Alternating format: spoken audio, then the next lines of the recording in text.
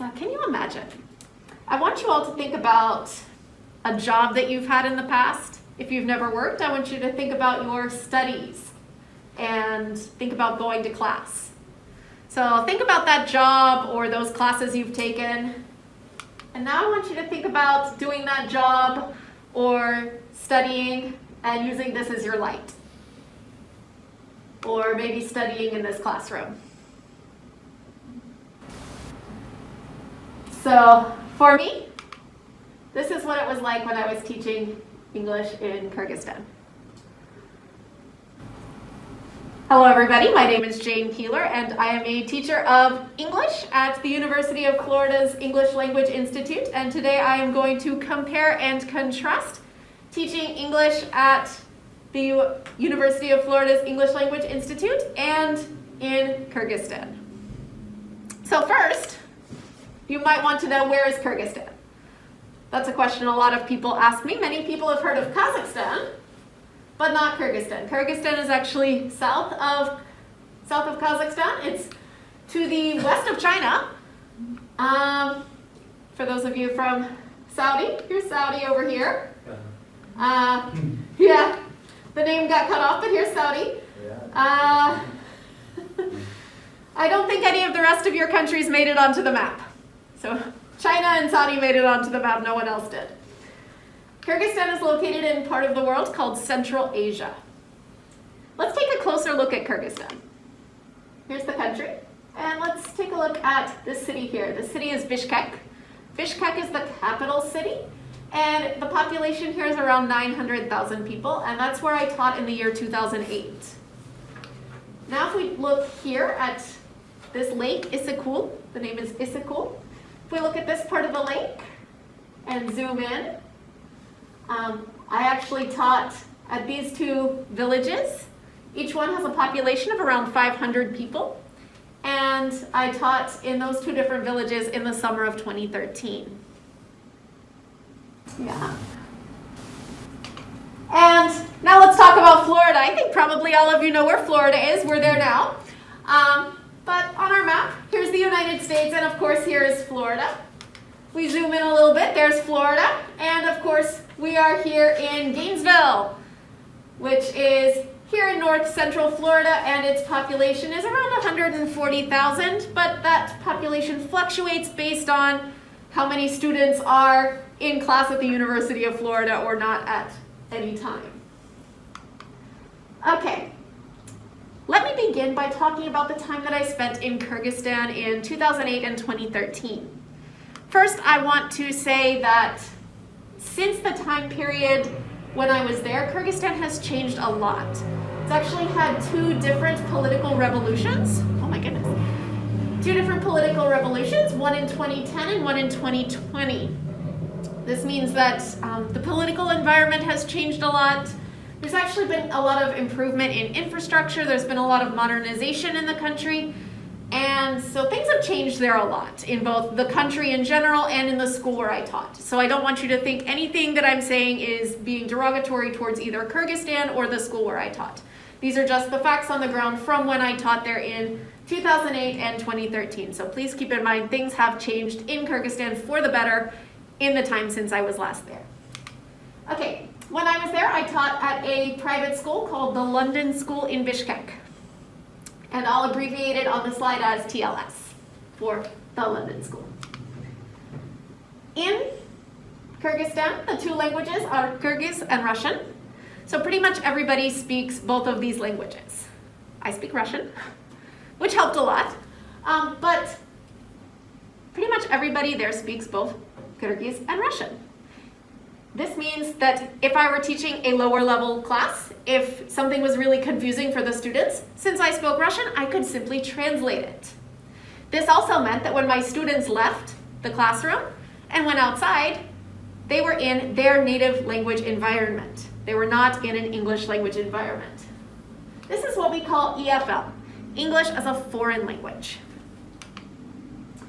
We taught mixed skills classes, which meant one class. Inside one class, they studied grammar, reading, writing, listening, and speaking, all in one class. We also didn't have technology in the classroom. All right, let's talk specifically about the time that I was there in 2008. In 2008, I taught at the London School headquarters in Bishkek. This is what the school looked like. I made up a word. Studentagers. My students were teenagers, they were adults. Our classes, from the students' perspectives, the classes were 1 hour a day, 4 days a week. Teachers taught between 4 and 5 classes every day. Students were only there 1 hour a day. So think of how long you guys study every day. Our students were only there for 1 hour a day. So they were going to work or to school, and then afterwards they would come and be with us for just 1 hour a day. Things such as markers, paper, and teaching materials were provided to the teachers. We did not have textbooks though. Instead, the school had a library of books that we could choose from, but not like a set for the students. Instead, we could go and look at the books and say, okay, I like this book. And then you go to the copy office and you say, all right, person who makes the copies, please make, for my level 40 class, please make 15 copies of page 15 through 20 for Wednesday. And then you hope that you get your 15 copies for Wednesday. There also was no standard curriculum. So as the teacher, I got to choose my material from the library. They had sort of a general idea of what I was supposed to teach for each level, but it was just pretty much chosen by each teacher. Now this is the big one. We often had no electricity for 8 to 12 hours a day. This was a time when Kyrgyzstan was having a lot of electricity troubles. So often I wouldn't get my copies because there wasn't enough electricity for the person making the copies to make copies for anybody. So no materials. And our classes were at night because students were going to school or university or work during the day, which meant, of course, that our classes were at night and often by candlelight or headlamp, or eventually they bought a generator, but it didn't really work very well, so usually we just used candles. Moving forward in time to 2013, which was after their first revolution, I taught in a village program in those 2 villages I showed you, Tolozbalak and Barbalak. And here's a picture of me in Barbalak. You might notice my students here are a little younger. Students in this school were children and teenagers, so it's a little younger. They met 5 days a week, and I only taught 2 classes there. What was a little different was nothing was provided. There was no curriculum, no textbooks, no materials. Absolutely nothing was provided, so I got to create everything myself from scratch. The school buildings had no electricity. I did stay with host families in each location, and we had electricity about half the time. So I brought my Kindle, I brought a laptop. Sometimes I was able to charge them. So that was interesting. Now let's talk about UF and the ELI. You are all pretty familiar with this, I think. But in case anyone's watching this video and doesn't have any idea what we're talking about, this is the University of Florida English Language Institute, or the UF-ELI, and I've taught here from 2014 up to now. And the ELI is part of the University of Florida, which is a state university. It has over 60,000 students. So you've probably noticed, you walk around campus, there are a lot of people. So if you think about, I taught in villages with fewer people than sometimes study at the ELI. Our students here are from everywhere. So if you just look around our classroom and think of the different languages that are spoken in this classroom, I can't just translate one word. I might know that word perhaps in Spanish or maybe even in Korean, but I'm not going to know that word in Chinese or Arabic. So if we come up with a difficult concept or a difficult vocabulary word, I have to think of other ways to share that information.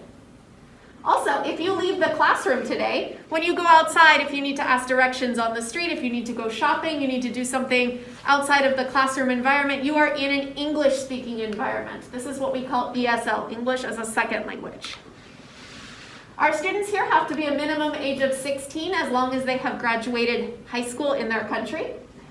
Our students here range in age anywhere from 16 to as old as they want to be to come study with us, but our average age is 18 to 24 because our students typically are either students who just finished high school and are preparing to start their bachelor's degree, or students who have finished their bachelor's degree and are preparing to study their master's degree.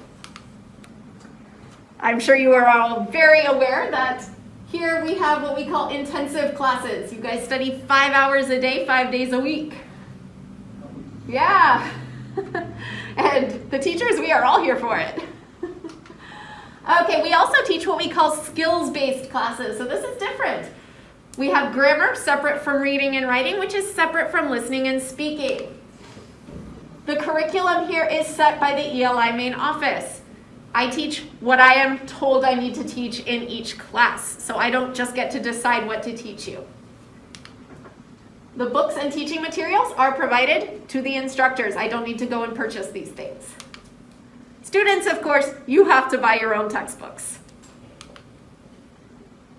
Technology is available in our classrooms. This is how we have the ability to play Kahoot.